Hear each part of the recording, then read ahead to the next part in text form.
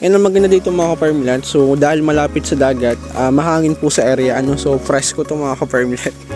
Ayan. So yan, halos kababaan pa ng nyog. Panalo. Ayan. So wala pang bunga ng nyog, so siguro ka-harvest lang nila. And bali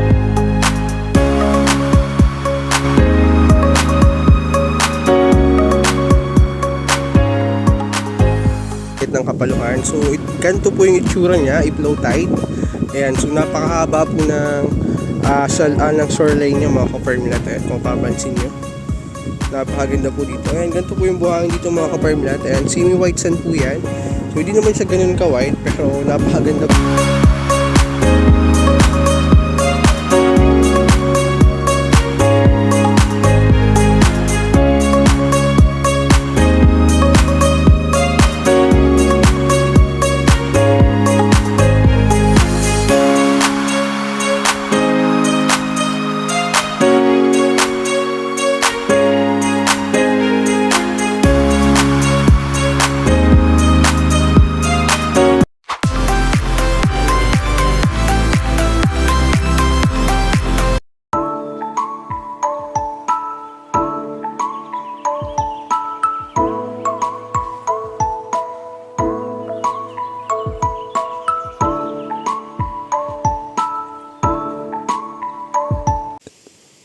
Good evening mga ka-farmland. Ayan, so new property available po tayo ngayon. Ang location po nito is at Calawag, Quezon. And bali ito po yung barangay road niya. So as you can see, so bago pa lang po ulit i-develop, Ayan, so ngayon rough road pero sinesemented na po yan. Kung mapapansin nyo naman, halos pinantay na yung kalsada niya. And sesementohin na lang po ito, So from barangay road mga ka-farmland, ito po yung access road going sa property. Bali road right off po yan mga ka-farmland. Ngayon kung gusto nyo ipasok yung sasakyan, so i-develop na lang po natin. Ayan, bali ito yung barangay road and i-video po natin yung access road niya papasok sa property. Ayan, sige kuya Ton, tara.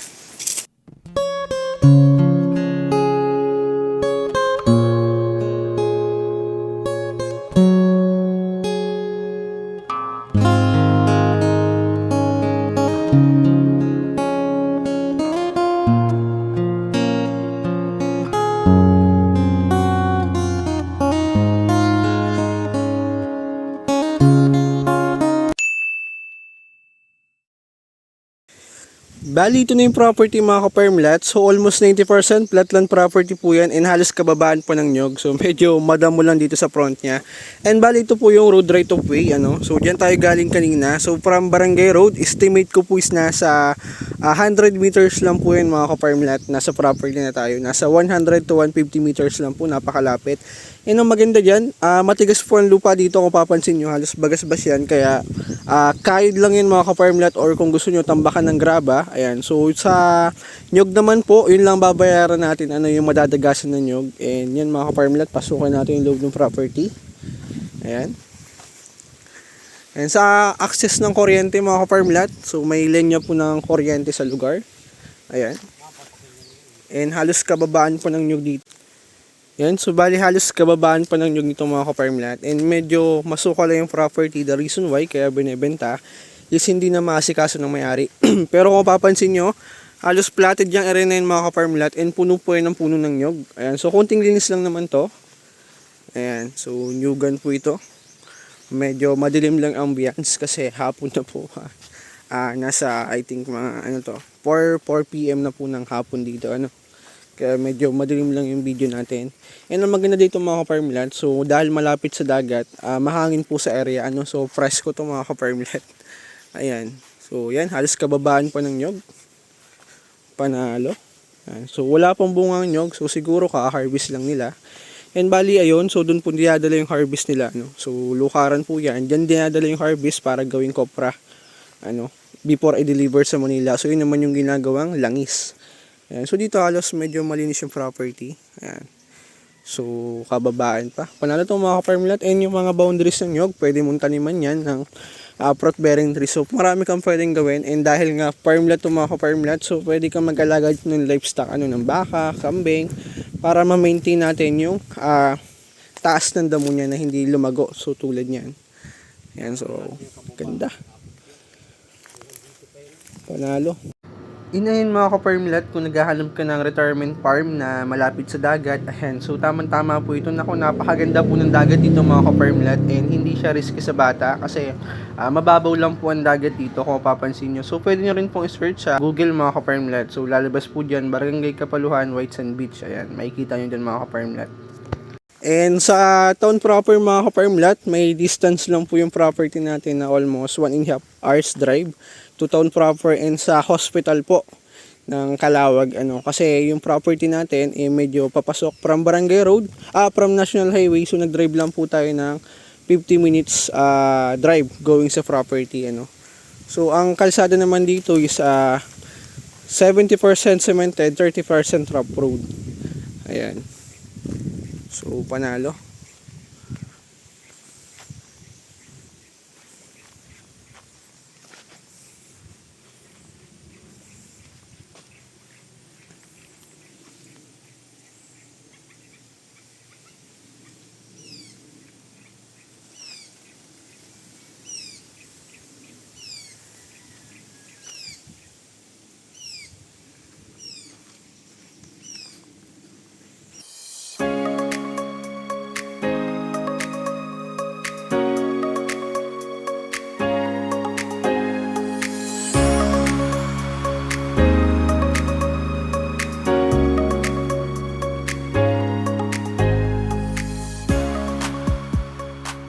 So dito hindi ka mag-worries na baka bumaha or abutin yung property kasi mababa po yung portion na yan. In fish po yan mga ka-farmlet, so mataas na rin naman po yung property natin. And so ito yung property natin. And ito pong baba niya is fish pond. So ngayon kung umulan ng malakas, hindi ka naman mag-worries na magkaroon ng tubig sa property kasi mababa yung gilid niya. Ayan. So dyan po agos yung tubig. Ayan. So yan yung boundaries niyo mga ka-farmlet, itong fish pond na to. And so old fish pond yan, I think sa ngayon hindi siya nag-ooperate. And kung papansin nyo, halos bakawan po yan. So yung kabila po yan is dagat na po. Ayan. Eh napakalapit lang po nito sa dagat ng Barangay Kapaluhan, Calawag, Quezon. So isa po yun, so yung pinakamagandang dagat dito sa Calawag. And dinadayo din po so hindi ko lang nabidyohan kanina, halos puno po yung gilid niya. So sa dami nagsuswimming kasi mahal na araw po ngayon. Marami pong dumayo So kalimitan may mga dala silang service So siguro I think yung iba from Manila pa. Ayan. So ayan.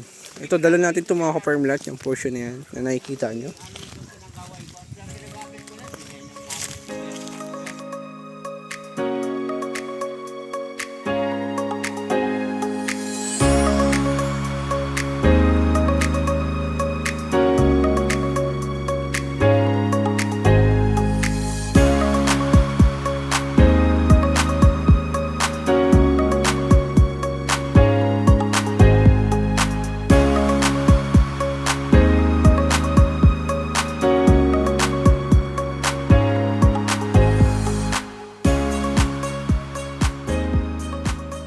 So sa ngayon nagsisimula pa lang po pala silang maglinis kung papansin nyo. Kasi dun sa starting ng video ko, halos medyo madumi pa yung property. Ayan. So sa ngayon nililinisan na po nila.